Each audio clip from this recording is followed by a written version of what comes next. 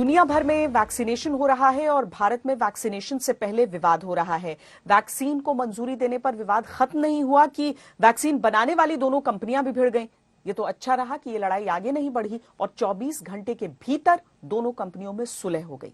Vaccine पर यह छोटी सी लड़ाई तब शुरू हुई जब सीरम इंस्टीट्यूट के आदार पूनावाला और भारत बायोटेक के कृष्णा एल्ला के बीच बयानबाजी हुई। इन दोनों की कोरोना वैक्सीन को भारत में इमरजेंसी इस्तेमाल की अप्रूवल मिली है, लेकिन कोवैक्सीन के ट्रायल डेटा पर सवाल उठ गए क्योंकि वो कितना प्रभावी है इसका आंकड़ा नहीं मिला है।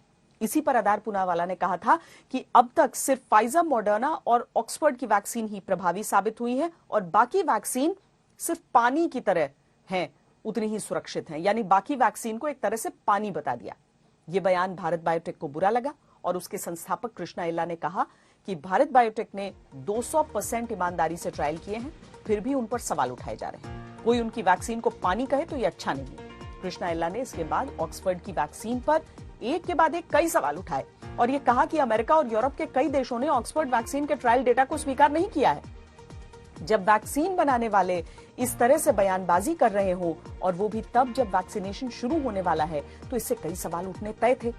लेकिन अच्छी बात यह रही कि दोनों ने ही जल्दी से विवाद को खत्म कर दिया और मिलकर काम करने के लिए साझा बयान जारी किया।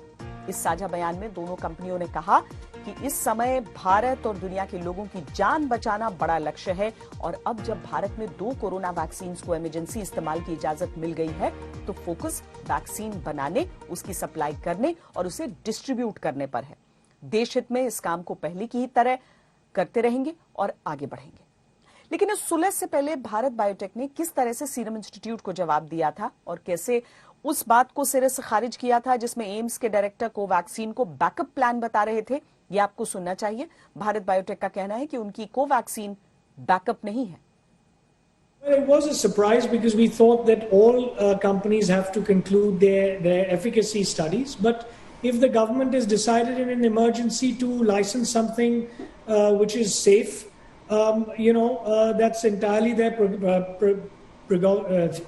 decision. I don't know what word to use, but that's something you have to ask them. I really can't comment on that. We put all transparently every data when we submit it to each committee and when we got the approval, when we had done the trial, everything is put in the plan. People question, oh, we are not transparent. I don't know what is transparency to me.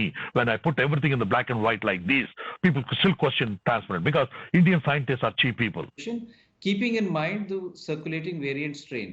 And at the same time, they have to continue to do the trial and get the data in. So once that data comes in, we will be able to be more confident as far as the safety and efficacy is concerned. So I think in the beginning, it will be basically Serum Institute of India, the AstraZeneca vaccine, which will be given. Everybody comes in the TV channels now. They talk about everything what they want to. And everything they throw mud into TV.